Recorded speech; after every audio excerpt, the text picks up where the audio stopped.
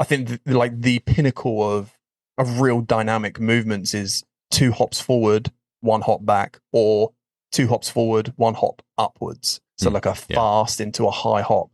The speed of that, learning how to control your center of mass when you're doing those sort of movements, putting the brakes on, redirecting force, and really just being able to change your momentum effectively and not getting stuck in the bottom of movements.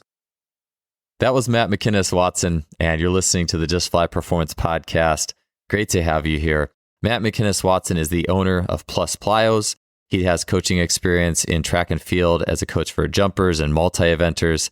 He's been a strength and conditioning coach for college basketball in the UK. And currently, through Plus Plyos, Matt works with athletes of many backgrounds, from football to Olympic weightlifting to figure skating, using his expertise in jumping and plyometric training. Matt also teaches and delivers seminars around Europe and the US. For the podcast today, Matt will be covering his background as a soccer player as well as a track hurdler, and how one fateful dunk in basketball, the first time someone asked him to do that, led him into high jumping and the world of plyometrics and track and field. And he'll be covering his plyometric integration and combinations from the perspective of combining direction with height, and how he sequences the rhythm and patterning of plyometrics to gain a powerful training effect for not only track and field, but also team sport athletes. We'll also be covering topics of extensive plyometrics and team sport training.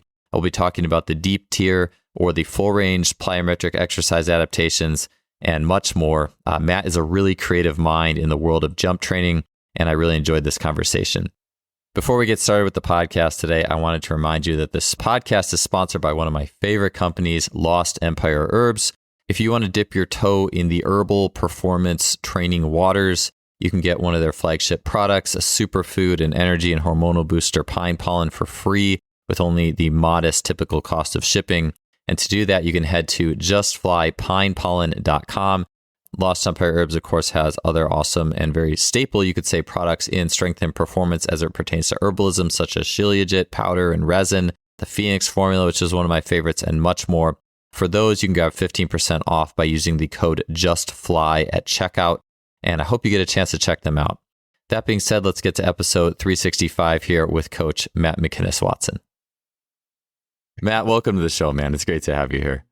Thank you ever so much for having me on. It's great to be here. Yeah, so I know we have the commonality of the track high jump background. I'm sure you probably did some other events that I did as well. But yeah, tell me a little bit about your track background and obviously how that sets you up for everything you do now with plyometrics, and a little bit about how that created the lens that you see athletic development now. Yeah, so my entrance into track was strange in that I did a little bit of hurdling whilst I was in kind of the British form of high school. But other than that, soccer, football was my life. Like I wouldn't even watch anything other than football, soccer. So it was very much that way until I was 17. Got into basketball. One of my friends said, "Can you dunk a basketball?" I said, "I have no idea." Gave me a basketball, said, "Just flush it through the hoop." And I dunked a basketball my first attempt at doing that. And I laugh as well because the first 3-pointer I ever scored was with the inside of my foot. We were just stood there and I was trying to kick the ball into the hoop, and that was the first 3 I scored. So like that's how football driven I was as a young British lad. But basketball made me realize that I'm not a basketball player. I was far more an athlete than I was a player, I think. And yeah, got into high jumping through my college when I was 18, and started to high jump a little bit. And I didn't high jump when I was maybe in high school or in the earlier ages of high school when I was doing a bit of hurdling, because my best friend was, he'd go to the national champs, and I was like, "Whoa, you're a high jumper and I'm not." So that's how it went. I never experienced it, but yeah, I got into high jump, and the first person that I met happens to be my mentor to this day, and I've known him for around 15 years now, and he was my high jump coach, and and my mentor in really all things speed and power and sports science. Did a little bit of triple jumping. I think I would have been an okay triple jumper, but speed would have been my limiting factor if I wanted to have done anything truly impressive. And high jump, it's one of those. It's a tough one to put my finger on as to why I feel like I didn't jump what I should have jumped in my eyes. But a big thing that changed for me was the speed on the ground for my takeoff. It went from 0.22 when I first started off to 1.7 when I jumped my personal best. And that I think was significant. And I think having to learn that and get that into my body through the plyometrics that I was introduced to from my coach and mentor, Eric, that was an integral part of all of that. Just becoming a lot more elastic because I was just so low and slow. Mm-hmm. I remember one of the first national champs I went to, big guy bailed out with a no height, and I snuck in and won a bronze. And one of the national coaches come over and was like, "You high jump terribly. You look like you're trying to straddle, but you're also doing a flop. You're so long on the floor," or whatever. But yeah, that was maybe my speed off the ground was the limiting factor to jump serious heights. But yeah, that really just organically grew into me wanting to learn more about how I can develop myself elastically, and soon became a passion to see that in others. And we had a fantastic group of jumpers that, there was no it was just a group of local people that came together that were kind of 12, 13 up into senior athletes. And at one stage, I think we had 4 national high jump champions at age group levels. So that it showed in the training that we were doing as a group.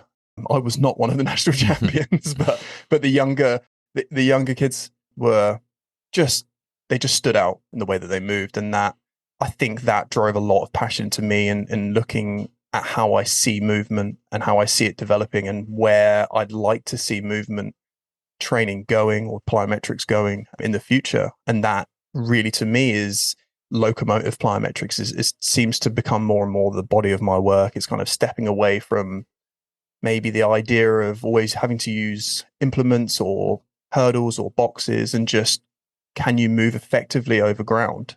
Can you do that with hundreds of different variations, which I think is becoming more and more apparent to helping within team sport as well.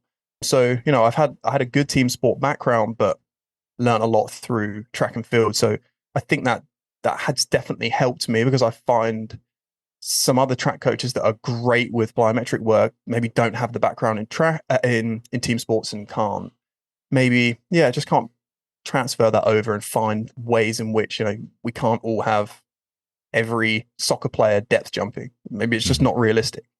But you could be doing all these rudimentary forms of movement. They could be doing more locomotive forms of plyos. So that's kind of how it's bled into me kind of leaving being a jumper, going into coaching. And I was coaching that same track group because my mentor had to step back, and moved on to me kind of developing my model off of the back of Eric's system. I like how, Matt, you mentioned, you said soccer/football, just for us here in the United States, just being kind for us in the United States. Yes.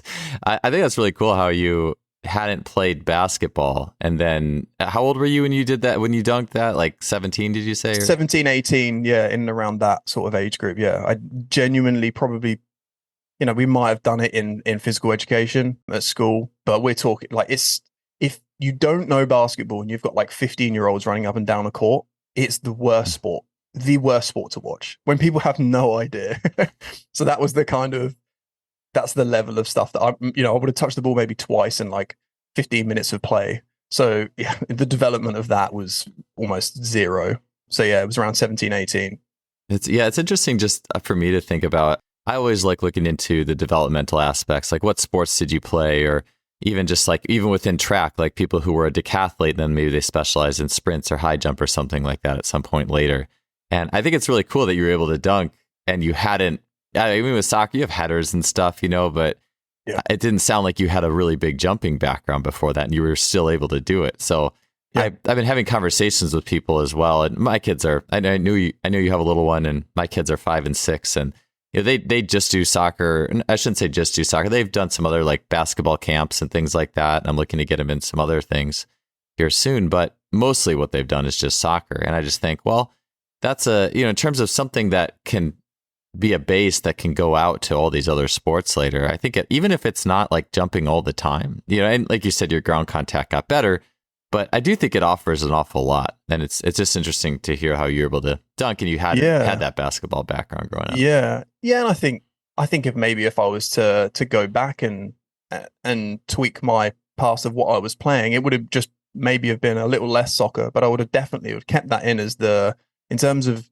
my ability to pick up skills with my feet it really trumps people that maybe hadn't done that or had come from basketball, just basketball, and gone to track and field. Because there was a player that came along with me to the track at exactly the same time. He went into sprinting and I went into high jumping, and he could not pick up how to just develop skills with his feet in terms of drills, patterns, and straight away I was able to pick those patterns up really quickly. And ultimately, unless you're a thrower, track and field in the jumps and sprints, your arms are, it's pretty easy to learn what goes on with your hands. So that had a great crossover. But I think I would have maybe have introduced a bit more basketball at like the age of 14 or something like that. And I think that would have given me a bit more of a broader spectrum of skills, from a harder court to a softer pitch, and all those different parameters in terms of speed, acceleration, deceleration skills and stuff like that. So, but it's a strange one to think about, because honestly, my vertical jumping would have been headers, and that would have been it. And I don't know how much off of one leg that would have been either. So again, yeah, it's interesting to think back in that sense. Yeah. And some kids, like my kids, this is where I'm like, oh, crazy dad, like they'll jump if they're like, playing obstacle course or something where they're jumping from cushion to cushion, or sometimes if there's like a pool noodle, I'll ask them if they want to jump over it. Of course they do, but like, I'm really surprised. And I've even saw this with like my brother's kids when they were my kids' age, about 5 or 6. So I would just say, hey, let's have a jump over the cushions contest. And, of course they love it. And I would watch how they jump off one leg at least. And, I'm like, this isn't actually that bad. Like they're actually doing pretty good. And I imagine you've probably seen the same thing, as I noticed that athletes who just the basic act of jumping off of one leg, it is just an extension of the gait cycle. It's like it's closer to walking and running and sprinting than a running 2-leg jump is. Because once you get a running 2-leg jump, that's more tied into like a swing or a deceleration or change of direction. Even there's a lot more rotational components that happen in that. And so I do think, if you have the structure at least for it too, even if you haven't practiced a lot, I think it's a little bit more innate than some other, than like a volleyball jump, I guess you could say, or obviously doing a 360 dunk in basketball. Do you know what? It's slightly a small note on that. It saddens me when you get a basketball player that literally can't jump off of one leg. They are so ingrained to jumping off of two. They're like, I can't jump off of one leg. I'm like, you do layups. It's part of movement. I don't understand how that now becomes difficult. How much have you learned? Have you like, I don't know, you've almost unlearned that. Yeah. It's so built into us. But yeah, it's just a strange little side note there. It is. Yeah. No, I'm glad you said that, because I'm sure that basketball player who says, oh, I can't jump off one, I'm sure when they were 5, that was probably their best jump. And then they just got, they just kind of took down into that movement well of planting off 2. And even for me in the last meet I did high jump in, I was 29. And ever since then, I just started jumping off of 2 feet a lot more. And I think a lot of that went with spending more time in the weight room and stuff like that. And eventually I got to doing so much of it that when I would try to jump off one, like the rhythm that was always inherently there was just gone. And it was interesting because I've found just practicing it, I could get it back. But even just doing stuff like throw some bounds and then do a few steps and do a jump like you see in a high jump takeoff. Or even just different long sprint iterations, like low knee sprinting, and then jumping like, this is what it felt like to do that again. But it's interesting. It is interesting how you do lose something that is there, but there's also like just the rhythm component as well. And like, it's kind of like you have it, you just forgot because you just love jumping off 2 feet so much, which there's a lot of really good 2-foot jumpers too in basketball. But I hear you on that one for sure. Yeah. It's I think it inherently goes back to the use of the arms and how that synchronizes rhythm, especially with the ball. 2-foot guys cannot figure out what to do with the ball off of one leg. I find that's such a big part of it. So yeah, it's probably the big transfer. If it's just a case of, jumping over a pool noodle or just jump for height, I'm sure they get on all right with it. Yeah. Yeah, I could see that too. Yeah, because you have that lateral transfer of the ball to whatever the plant leg is. You have to kind of put that ball on that side of the plant leg. So it's like it's a more confounding portion of the rhythm as well on top of everything else. Exactly.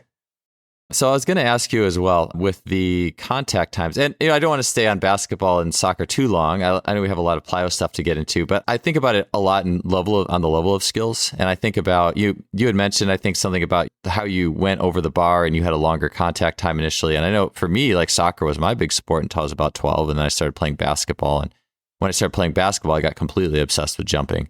Trying to, like, every month trying to touch the rim a little higher or whatever. And my jump was like, I used the swing leg in like I was kicking a soccer ball. Like, that's how those two skills connected. And so people made fun of me. I looked like, if I wasn't jumping well, I looked like a big, like, thrashing worm over the bar. It wasn't until I got really dialed in college that everything got a little tighter. And I wish I would have had someone measuring my ground contact times, or at least giving me the data later. I don't know if in the moment, maybe that would have been, it probably would have been a good thing for me, but it wasn't till later on that everything got a little tighter in the takeoff. And then I jumped my highest.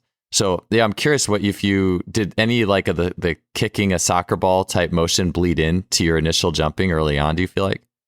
Massively.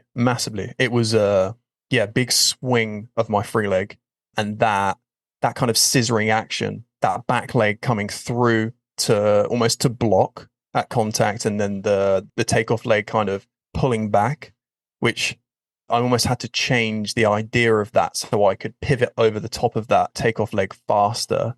And it wasn't such a reliance on what my free leg was doing in terms of then like lifting my center of mass off of the takeoff. Because I think that's where I felt really good, because that's where I ultimately got a lot of vertical velocity from, is feeling that real punch of my knee then as it kind of, it would swing almost straight, and then I'd feel that kind of lift off of the takeoff with that synchronization of the free leg. So yeah, I'm a right foot footballer and I'm a left foot takeoff. So it goes perfectly in hand. Big block leg of that left side. And my coach and mentor, Eric, would always humor me and say, if you were to look at those balances from left to right, your right leg is definitely inherently your speed leg, and your left leg is, more of a slower strength or power leg. What would it be like for us to jump off of your right leg? And of course, because I'm right-handed, I laid up off of my left leg. So there were so many skills built into me doing that, but I could jump a little bit off my right leg. I think I would have had to have done that from the get-go, but I think I would have been a lot faster off of my right leg if I was to plant on that side.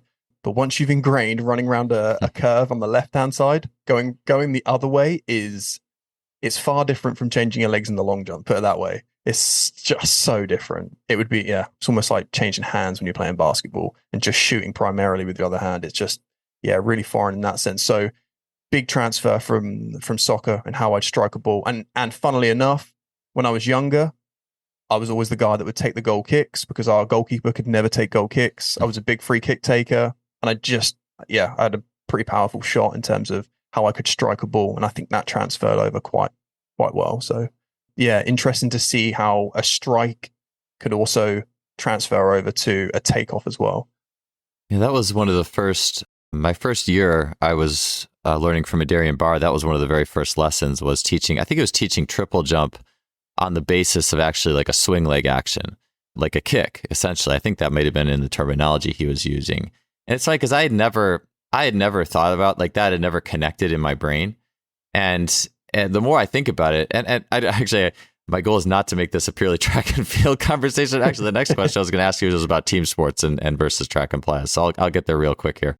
But I guess I got to value a lot more that role of the swinging leg in a takeoff, especially the triple jump, like the second phase, and having a balanced second phase where it's like equal front side and back side, and that backside leg kicking through. But I was going to say, just from a global perspective, kids in sport, I think soccer, football, equal terminology here, basketball, those are, I think, two massively important sports and what they offer. But I was thinking about, okay, well, if you wanted to end up in the track route, if you weren't going to end up in the track route, it probably doesn't matter a whole heck of a lot. But like I watch how like some different athletes do take off for like the NBA type thing. And there's a lot of times there's a little bit more ground contact time or whatnot versus a high jump. But like I saw, Stefan Holm, the famous high jumper, 5'10" or 5'11", jumping 7'10", there's a picture of him jumping over like a hurdle, like a single leg jump over a hurdle when he's a little kid. And I kind of feel like if you had, and I mean, this is all physical education though, but I feel like if you're playing soccer, you get the swing leg element of the takeoff, but that's slow on its own. You got basketball, which is good for just jumping, but it's like, well, if you want to also just learn to make things a little faster, just doing stuff like having kids just jump over hurdles and having fun, or I guess just having kids doing track and like long jump too is great too. I wish I would have done that when I was a kid, and so I think it's just cool to look at like some of the pieces that come from each sport that can ultimately go into building an athlete who has a lot of options later on. Yeah. And I think there's always people get scared of that individualization of sport, saying, oh, you wouldn't want to step, like, no, your primary sport wouldn't be track and field. But it could be, like you say, it could be clearing barriers. It could be jumping as far as you can. It doesn't have to be the event. You don't have to go and learn all the intricate skills, but just exposing your body to needing to get off the ground faster and being that dynamic and reactive in a sense has huge value. So if you're sprinting, you're throwing implements and you're jumping over things or jumping as far as you can, I think that matched with, like you say, soccer and basketball, you're going to have someone that's going to get some success in either one of those directions, I think. So yeah, there's a lot of value, especially if you want to learn to jump high, in having to get over something, the need, and that to traject your body more with a longer parabola as well, as opposed to kind of stopping on a dime and going straight up with a dunk. I think that's the inherent difference with the ground contact times in dunking a basketball, is that you really have to just stop and go straight upwards. So you're going to get a longer ground contact time for doing that. That might not transfer over well for trying to get the whole of your body over something. So that's why doing a little bit of that as well, I think marrying those two up has great merit. Yeah, I think that's a good segue into actually, so the official kind of integrating question of track and non-track athletes. So what are some things that you look at with working or prescribing or looking at plyometrics in light of team sport athletes who maybe when they go, like a basketball player, if they go to jump, maybe they spend a little longer time on the ground than a high jumper might, or volleyball or any jumping sport? What are some nuances that you're looking at when you look at a team sport athlete compared to a track and field athlete?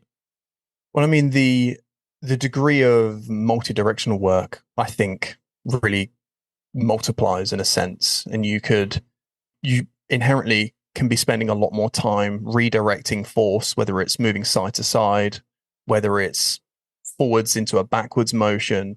It's learning to apply brakes and then accelerate back out of those movements. And I will include a lot of that. And one of my favorite combos is 2 forward and 1 back. And whether you're doing that bilaterally, whether you're doing that on one leg, I think the pinnacle of real dynamic movements is 2 hops forward, 1 hop back, or 2 hops forward, 1 hop upwards. So like a fast into a high hop.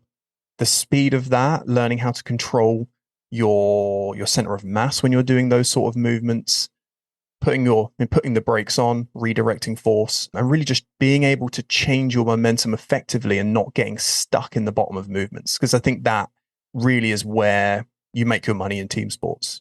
When you're trying to cut, those guys that sit at the bottom of that cut and the defender's reading it really easily, like, okay, I know exactly where you're going with this. You're not selling it at all, in comparison to the ones that just drop in and out of that movement really effectively. I think a lot of my plyos and work for, especially things like basketball, that's where a lot of my work will go. So the multi-directional sense is massive there. If you're looking at more soccer players or guys in American football that are running longer routes and stuff, I like to just get a lot more unilateral work on the move with those guys. And people might say, oh, but they do a lot of that in sport. And I'm like, exactly. So I want them to continually, I want you to be able to bound on a curve without using your arms. Can you zigzag using a set of hops on one leg? Taking away certain things, doing that with a med ball.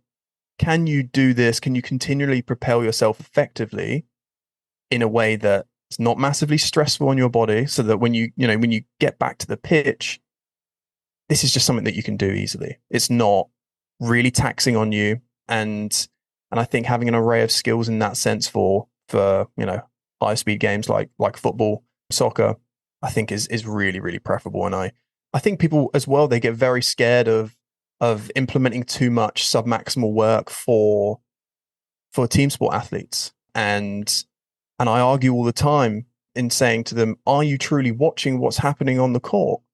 Because you watch a basketball player move on the court, often a lot of the time, especially the bigger the guy, they spend so much time on the ground just plodding around. They are being as efficient as they possibly can because they might be playing for 40 minutes. So the quality of those, say, extensive or submaximal contacts can be pretty poor, and they could all be pretty long on the ground. I would argue that they probably sit more towards maybe 0.3 and 0.4 of a second in terms of just, it's not that quick. Maybe a little bit quicker, you could say, but I want to say, let's pull them into faster on the ground movements, but with maybe a little bit less displacement, and working your ability to handle those movements at a bit more speed, so that you can call upon that. You can call upon that reactive sense. You can't just go, here's the game. You're getting exposed to a lot of these movements and it's going to make you better, because obviously it's not. And you then essentially go straight to the intense work as well. And I'm like, well, you're not doing any of the extensive work, although you think you might be. So that's where I really attack, especially for basketball players. I think lighter extensive work is hugely important for players when it comes to ankle rolls. They have a history of spraining ankles. I found that relearning how to land effectively has been a very, very important metric for me in terms of re-rolling the ankle. So yeah, that's a very broad answer that I've given you, but hopefully it gives you a bit of a gist as to, you know, where we can go with the conversation on that. Yeah, the next question I actually had, and you kind of covered it already, but was your take on extensive plyos for athletes who already are doing all these ground contacts in team sport. So I do want to actually get more into that one. I did want to touch on, I like the 2 back, 1 forward, or the 2 forward, 1 up. Like one thing that Adarian Bard said, this was another thing he had mentioned earlier that I remember really well, is movement comes in pairs.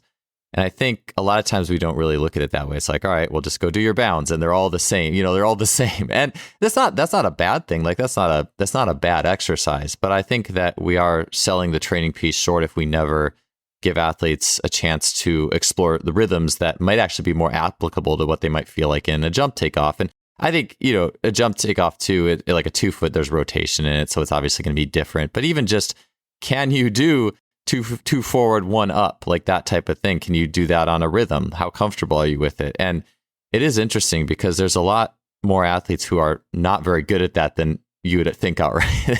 And I think, and I do think there's even warming up like that, and you're having some music or some rhythm, like people feel really good after that stuff. And I think that we just don't often look at it like that. I haven't actually done too much of the 2 forward, 1 back type thing. I think that's interesting. It kind of makes me think too about, I guess, like an Achilles tear mechanism is often in basketball when that foot goes back to plan and go forward, and you know something happens with the timing of the calf, or maybe there's some overuse or a combination of things, and the Achilles goes. But it seems like that could be, I wonder if that would be a chance to observe trends, you know, in that backwards hop for good ankle mechanics or poor ankle mechanics, as well as it pertains to being able to direct the foot back and then go forward as well. Because a sport like, I'm sure soccer, football as well, that happens a lot. So I'd be curious if you have any observations with that basic motion.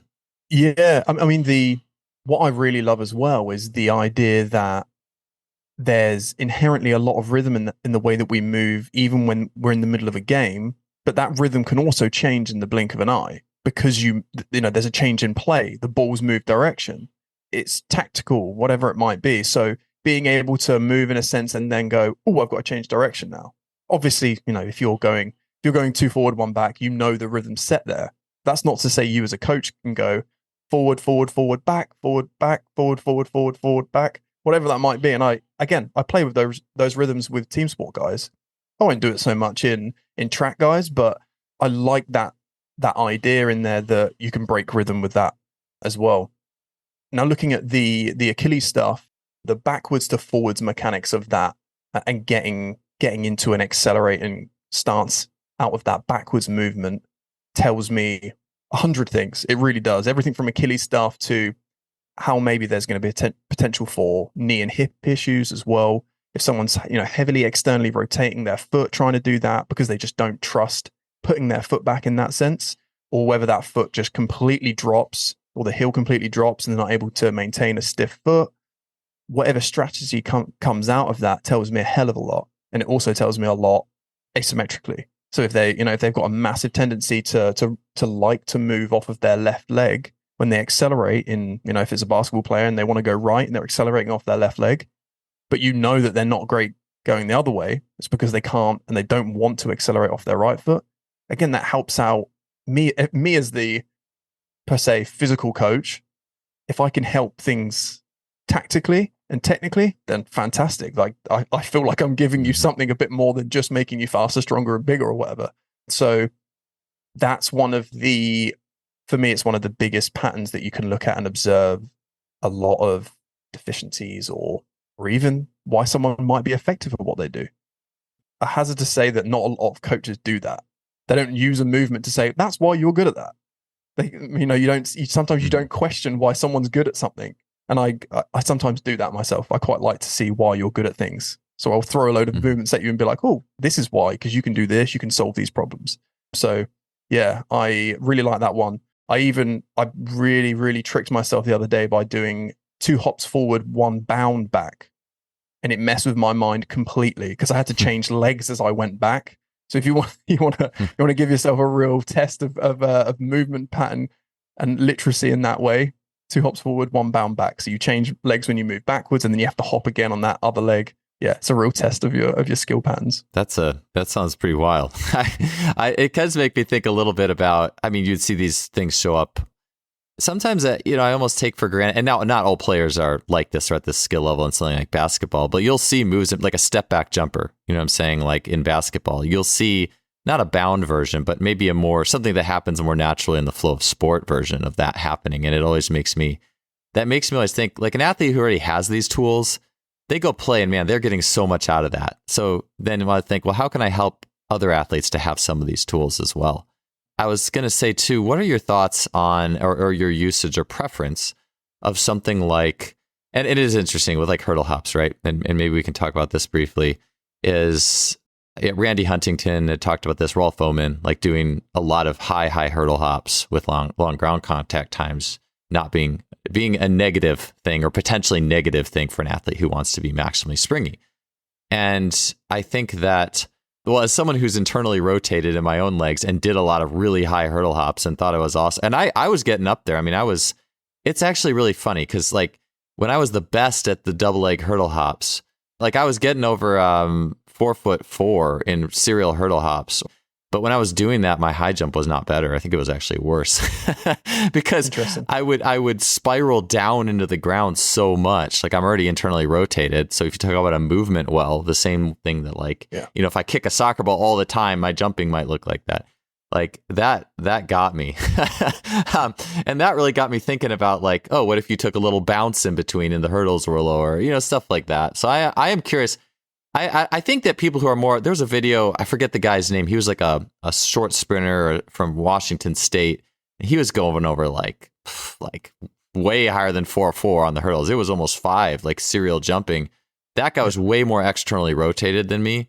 And so I think he could keep his contacts down like a little bit more. And, not that, I don't know. I mean, it is interesting. Sometimes I wonder how much, hair splitting might happen on that. But what I want to ask you is more like your take on like the double bounce hurdle hops. Well, maybe hurdle height in general first, but then like stuff where there's like you hop and then do a little bounce or hop in a few bounces or just into level of movement patterning. Yeah, from a movement pattern perspective, I think it's a great way to teach people to deal with force effectively. And when you're coming off of something that has such extreme force, to be able to figure out that problem, kind of rekindle your positioning, figure out where you are in space. What am I going to do with this force? Can I get a little bit of a small impulse out of it and then go again? I like it in that sense. And I really like how you have to pair that extreme eccentric force to then go, now I've got to be reactive. I've got to do a small one that's also going to initiate then for me to really propel myself up again. So you could almost say that maybe it would have suited you to have done a bit of a bounce in between, because it doesn't sound like you're too bad at dealing with eccentric force. It sounds like you probably need to get into mid-stance of the takeoff quicker So you're stiffer and allow your elastic capability to kind of just reflexively pop you over it. So the double bounce might have been more preferable to you. I have my thoughts on that for single leg takeoffs, and I think that however strange it seems, I almost think that striking a soccer ball is more inherently like a takeoff on the run than actually hopping over a hurdle on one leg. Because of the cyclical nature of hopping on one leg, I think the way that we apply force is inherently very different. And then the way that we project our body into the air is also different. So when you hurdle hop, you're not going to lean back like you would in high jump. In high jump or one leg takeoffs for height, you're acting like a pole vault, aren't you? You're sliding in like you've got the kind of shovel plant or whatever you want to call it, and you're uncoiling the leg, whereas you're almost cycling it and whipping it down in a hop. So they're slightly different in that sense. So maybe the double bounce would have actually inherently given you that kind of flick of your leg forward so that it propels you off the ground. And I do like the double bounce ones. I don't use a lot of them. I don't know why. You just don't know. You're like, I don't know why I don't use them. But I have used them in the past for sure. But I don't use a lot of them at the moment. Yeah, it was Stefan Strand was a high jumper. He was like 20 years ago, I think, or was it 20? I don't know. It was a long time ago. He was posting like all his training videos. He was from Sweden, and I think it was about the time when Stefan Holm was jumping well, or maybe a little bit before it. I'm not sure. I just saw some drill he did where he had 2 low hurdles. Like by low, I mean like the lowest track setting, like 30 inches or whatever it is, 75 centimeters. And he would jump over the low ones, and then he had the big high one. And I do remember the year I jumped my PR, I was really good at that one. Like, and to me that makes sense, like because you're pairing like these. It's almost like you're priming the body with these really quick pops off the ground, and then you go into the big one, and you're a little bit more in that mode. And I love what you said with the cycling too, because it's the more of a repetitive cycle it is that you feel. I think the more beneficial it is for either a single or a double leg jump. It's almost like there's the ground contact, but there's almost also the feeling if the hurdles were too high and you were doing double leg, it doesn't feel like a cycle anymore. It feels like a ka-chunk, like a more like a, not a pogo stick. You're getting really far away from the gait cycle. I guess that's probably the only way. Yeah, and you have those stalls in the air where the cycle of the feet in the pickup, they stall, and then they're like, what do I do now? Do I drop now? Do I start to extend now? And like, you don't really want that, do you? That's inherently why a hop it's quite effective when you're moving at a bit more speed, because it's just that swing leg is just going, it's whipping through nice and quickly. Whereas, if the hurdles are just creeping and creeping up, it makes it difficult in that sense. So I think that spatial awareness and sensations of what you do with that pickup and then that swing down, there's something in that. And I'm not sure people can figure it out that well unless you've done a ton of them. But going back to what you said about Stefan Strand, I think it's high jump. It is small, faster rhythms. And if you were to test the ground contact times from the first couple into the ones just before you're about to do the big one, I guarantee they got faster. Yeah. I guarantee that you geared it all up into a reflexive boom. And then that big pop off of the high one. And you're probably speeding up those ground contact time patterns to speed up the eccentric loading of that big takeoff.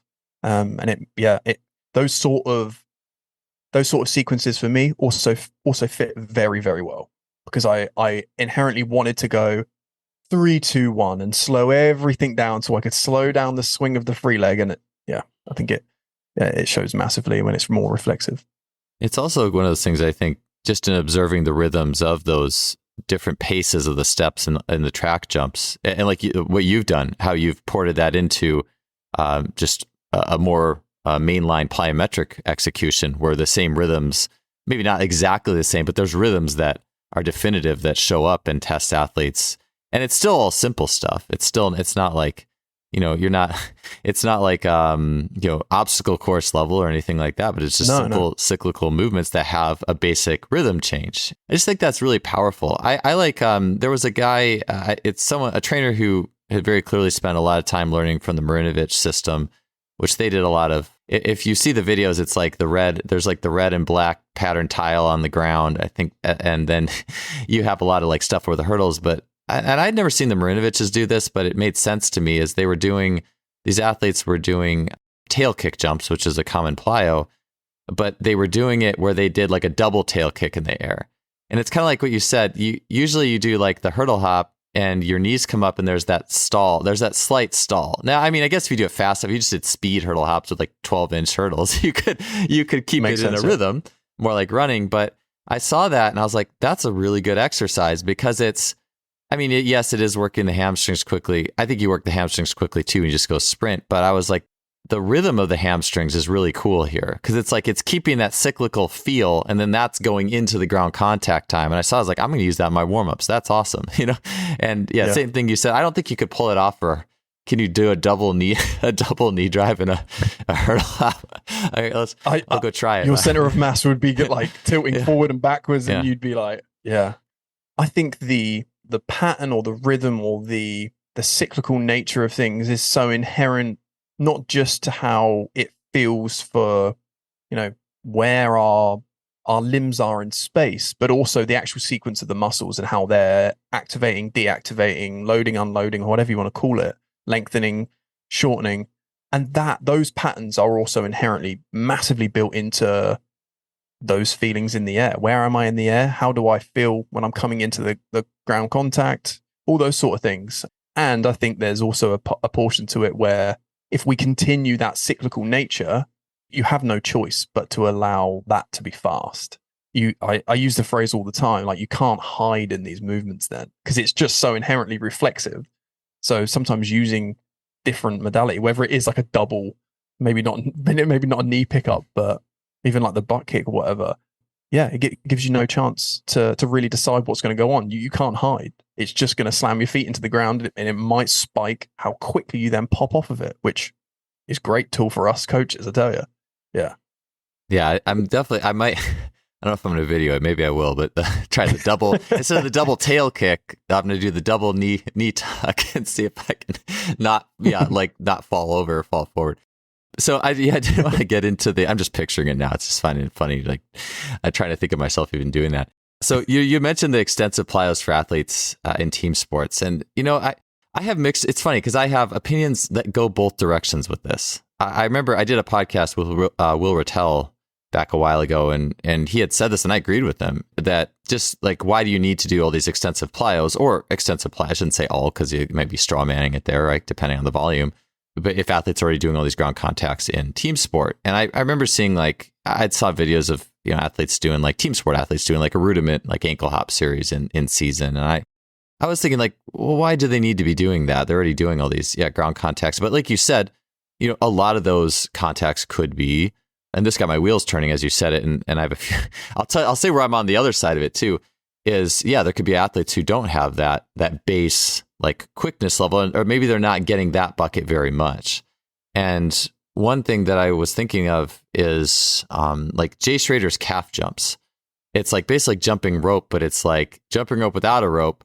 But your goal is actually to kind of just, people do plyometrics and they coach the dorsiflexion and the pogos and stuff. And it's kind of like that, but it's more like just low. You aren't trying to do a pogo. It's literally you're an inch off the ground and you're just rapid reversing. And I'm I would do that and see, because that I'm all right, if we're taking it to the extreme end of things, well, I don't think they're getting that bucket, and they're not getting that for 30 seconds. Your tibs, you train the tibs, your tibs burn after that, your calves burn. That is not a stimulus you are getting in your sport. So I'm I would do that because that is not the sport stimulus. But then I also think, well, how many of these hops do we need to do? So I'm curious with volumes and, what your take is, because I definitely agree. There are athletes who aren't, very springy on that very base level. There's a bucket, more thoughts on that. The overarching thought that I always tell people is that you have to understand that if you work within a sport that is very heavy in terms of the amount that they play, so in things like basketball, soccer's pretty rough with it as well, they're going to be on the court or on the pitch a lot. So inherently learning to be elastic, dynamic, learning all these new movement patterns, and being able to do it in all these different amplitudes, like the ones we mentioned, whether it's faster, whether it's real short, fast stuff, whether it's a bit more displacement, a bit more dynamic, reactive in a sense. You have to understand that this is year-on-year development. So you might, if you're a college coach or you're a high school coach, you might have 3 or 4 years, whatever it might be with them. You're going to get very little work done in those off-season periods. So also having a small stimulus in season to even maintain a level of dynamicness or elastic capability. The stimulus doesn't have to be huge, but keeping that in there so that the skill parameters are always there. So when you return to the off season, you've got a great block period where you can genuinely say, well, we don't have to teach you how to land again. We don't have to introduce this movement again in 4 weeks' time. These guys are already doing it and they're doing it year long. So that's my overarching thought of it all. I understand that some people will struggle to fit really kind of any volume of work in there. But I just think that the quality of the work, like I mentioned before, the quality of what they're doing on the court is nothing in comparison to what you might demand with even basic, extensive levels of plyometrics. Like I have my light tier, my medium tier for my submaximal forms of plyos. The light tier, I'd say, is a little bit more than the rudimentary stuff out of Alsis. It's fast on the ground, but there's a little bit of displacement. It's very, very relaxed in a sense, but it's relatively stiff. Medium tier is more relaxed, kind of bounding, but a bit more speed. And you might not need a lot of that medium stuff, but the light stuff especially, I don't think that you see enough fast dynamic movement on a court, even with small displacement. Those small displacement movements, I think, are small on a court because they're spending X amount more time on the floor. They're ambling around. They might have rolled out of a jump. They take a couple more contacts, whatever it might be. They might cut, do a few movements, cut again, and they're in and out of motions. And you might think, oh, it looks relatively fast, but in the third quarter, believe me, you time this stuff, it's not fast. So that's a lot of where I stand with it. And I just like to keep my athletes safe or maybe in the back of my mind, keep them safe in a sense that they are getting in these patterns and they're able to do it at a much faster degree. So they're loading the tissue and tendons and, basket of ligaments and muscles in and around the lower extremities so that when they do those slower forms, they're okay with it as well. That's realistically the main bulk of how I look at it and how I attack working with most of the teams that I do. Gotcha. Yeah, I'm curious. Now I'm curious to I'd be curious to get the times on some of these different, steps within the scope of team sport. I know for me, I always felt more elastic, more explosive doing, and just as this just being my own training history, when it was not in season, I remember doing a lot of like, when I was like 16, doing like single leg jump roping and stuff like that. And I always liked doing that stuff. And I think actually it's funny because I didn't come along to depth jumps and more powerful type of things till a little bit later. And I actually think in looking at the total buildup of it all, I think that was a good thing for me.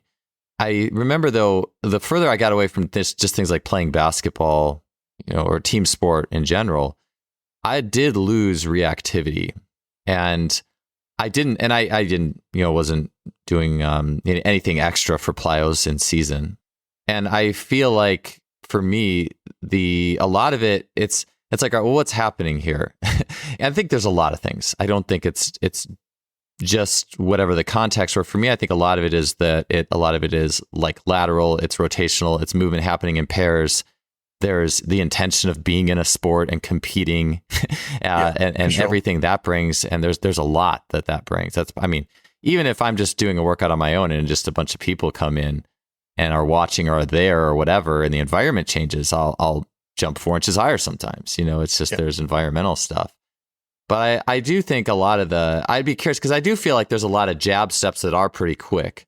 To me, sure. I almost look at the pieces of it. I go back to the calf jumps. This is just my opinion. I thought is the like a quick calf jump, or you're just jumping rope to warm up or something. It's like it gives you a metabolic piece to the tissue that maybe you didn't get because maybe you had a lot of quick steps in sport and a cumulative. Yeah, like I remember after playing open gym basketball, I remember I would be in bed at night and my calves would just be twitching like involuntarily, just and I mean, so the total stimulus was crazy. But I look at the acute metabolic stimulus you'd get by doing like a bunch of little single leg hops or double, like you wouldn't get that. And so I'm like, well, this No. could complement this particular stimulus could complement well. But bottom line is I definitely can see the, especially the players who aren't like the longer getting that bucket if they don't get it. You have my curiosity peaked on some of the contact times throughout. And for sure, like the little metabolic piece, and for sure the quick stuff. I'm actually almost more sold in my head too on the calf jumps piece. No matter what, you could always do that for sure. Yeah. So Well, and I also think that realistically, if you aren't doing faster kind of towards my light tier rudimentary stuff, if you're not doing that in a warm up, then I feel like you're missing out on an opportunity there just to get a body of work in, just to do some stuff. Like, what does it take for you to just bounce around a little bit before you start to scrimmage or before you start to warm up for a game? I think that there's value in that. And you can't do that 2 or 3 times a week. I feel like you could quite easily creep in even 100 landings. And with the calf jump stuff, easily get a couple of 100 landings doing that with ease. That could be after the game. You can, how much does that bring in? How can you fatigue things in that sense so much that you then bring that on in terms of a metabolic side of it? I mean, my flip side of that in season especially is the yielded work that we do, and that has become a very big place for in season, because there's just so much work that's not done in those deeper ranges of motion that it is a flip of those mechanisms that you're spending a lot of time in overcoming work throughout the whole of a game or within practices, and flipping the switch, not per se plyometric in inverted commas, but it is a landing and takeoff form of movement, but it's definitely more metabolic in a sense. You can do high repetition of them, and it's pretty tough on the major joints that are receiving the load.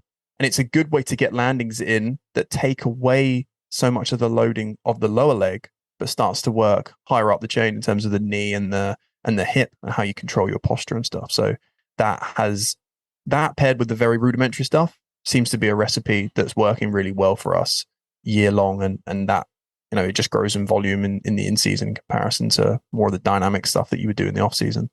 Yeah, I will say, just one last thing with the extensive before, because I do want to get in the deep tier stuff, for sure, before our time runs out. But I had a podcast with Dan Bach talking about like all the extensive stuff, like all the A skips. And this is for sprinting, like all the A skips and B skips and all the little iterations of that. And the topic of our show was more how that stuff really doesn't transfer to actual cyclical wheel sprint mechanics.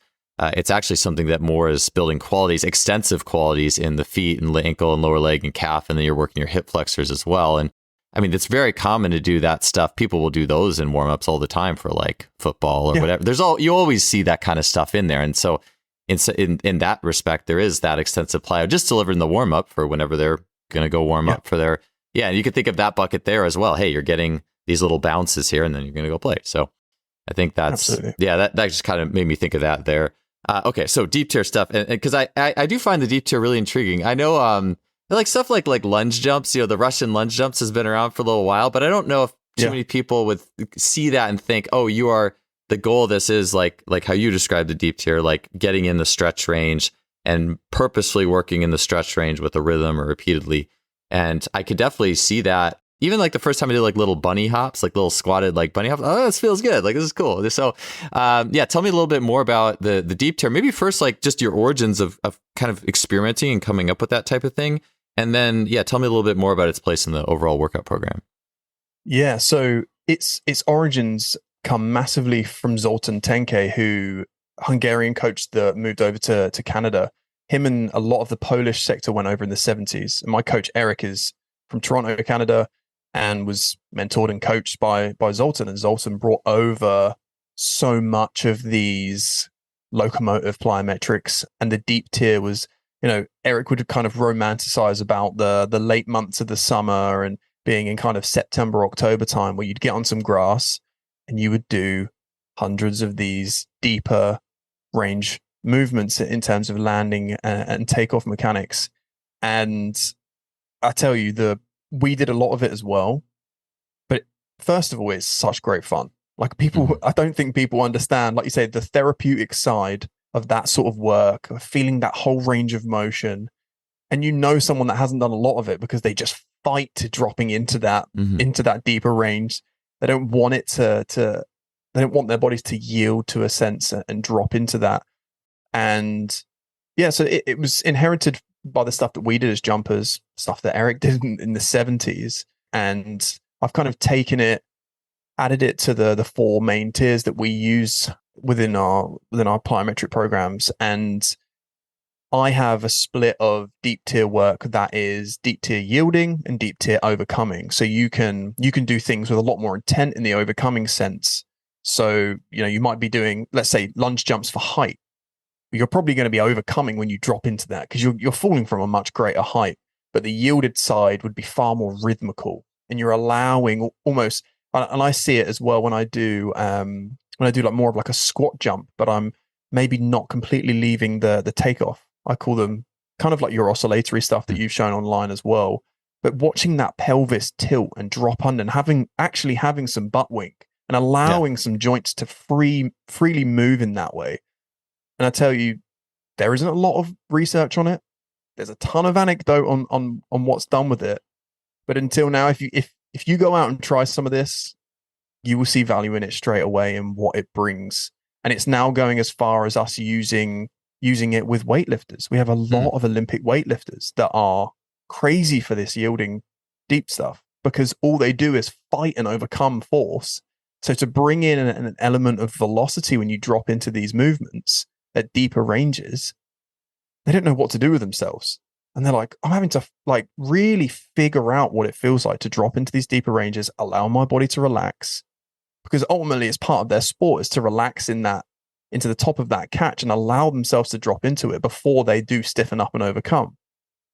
But as soon as that weight increases, the idea of overcoming to a sense, I think, really creeps in. So it's been amazing how far that's gone in terms of the different types of sports that have really taken to it.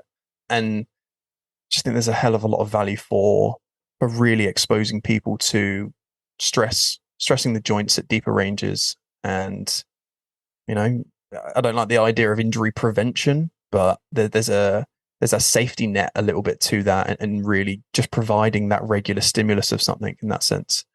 Yeah, and I've been working with a lot of basketball teams that have been using it, season long, and it doesn't have to be huge volume. I will say to you, if you've not done this before, be aware there is DOMs coming in the next day because people are like, oh, this is easy. I'm just bouncing in and out of these movements, and then wake up the next day like, oh, okay, that's what it feels like to really stretch at that length, and to do it quite fast because you don't realize how fast the loading is when you drop into that. So massively important for postural stability as well at that depth. And then you can start to chuck med balls in. You can be really creative with the variations that you do with it. And I need to do a little bit more testing on it. I want to see what the ground contact times are like. I'd like to see what the force parameters are like on it, just to give me a little bit more detail on what this stuff's doing. And I'd like to see some research on it. I'd like to see how tendons develop off of it, because I found that there's been big value for knee health. Yeah. With, patella tendon issues. So yeah, it's really exciting to continually play with it, and for me to learn as I can, push it out to more athletes and coaches. Yeah, you said something I really thought was interesting. You said it really feels good, and I was just thinking about doing like the bunny hops. I was like, yeah, that does feel good. Like when you don't have to go back up, like when you're just sitting in the bottom and letting yourself yield. And I was like, well, why does it feel good? And I was thinking about Julian Pineau talked about this when he was talking about movements that are more like external torque chain, like watch Klukov in a clean, and his face is like, you see any Olympic lifter in a clean, you have the sympathetic drive. That's the extension up. It's like a deep, just doing a bunny jump where you're just sitting and you don't have to go back up. You aren't generating the external torque chain features to take it up. It's actually like a recovery mechanism, sort of. Yeah. I talk about tapping into passive reflexes. So you, without even really trying, you reflex out of the bottom of it when you give it a little bit of speed. So just that little, I also play with a variation, what we call a double dip. So you will be getting in and out of one of the movements, but when you drop down, you drop and then you drop again quickly, and then you pop out of it.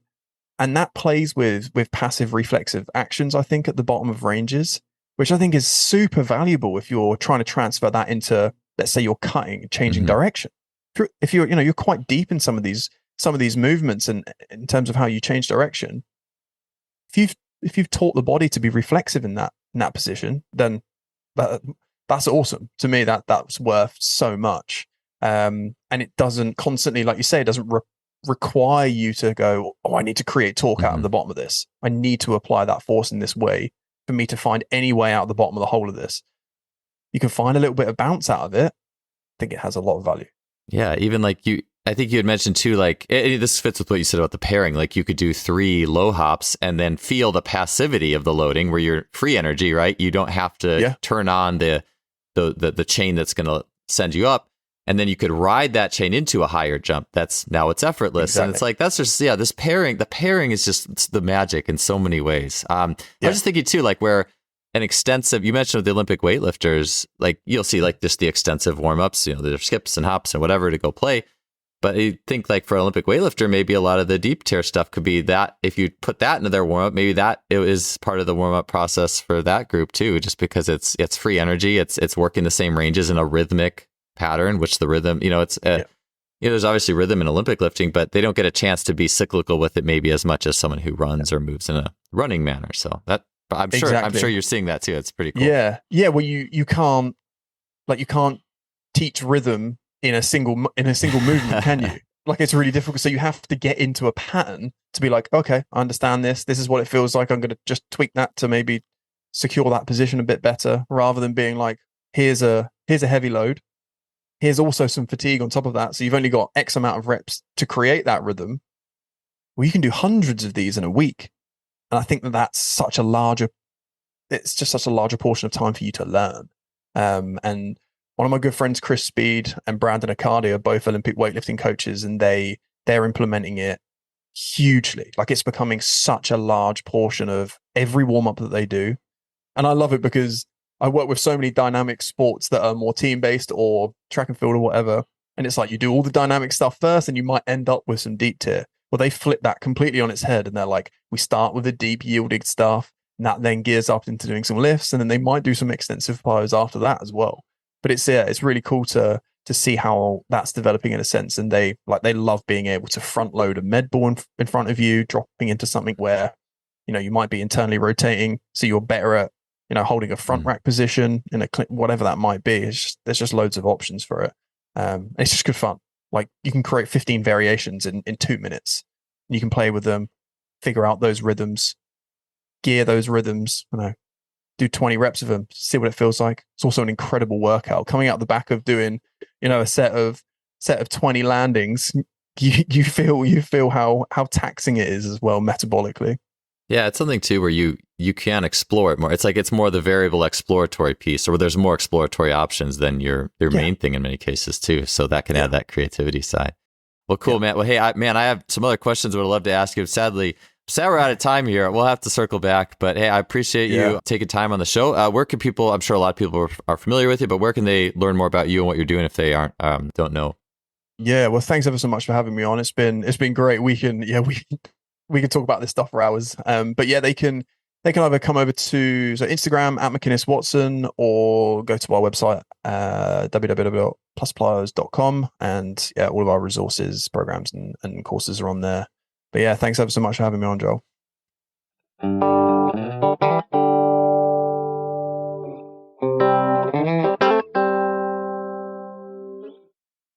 That wraps up another episode. Thank you so much for tuning in, and we'll see you next week.